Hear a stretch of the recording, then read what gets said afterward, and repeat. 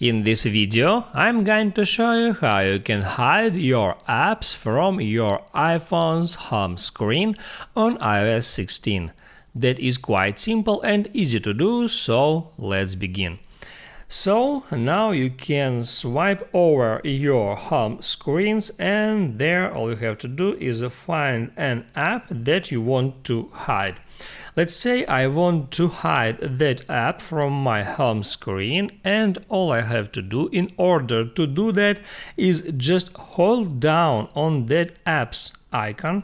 From here, tap at Remove App and then select Remove from Home Screen. So now, as you can see, I have just hide that app icon from my home screen. I can't find it here anymore, but this app is not actually deleted from your device, and you can always easily find that app in your app library.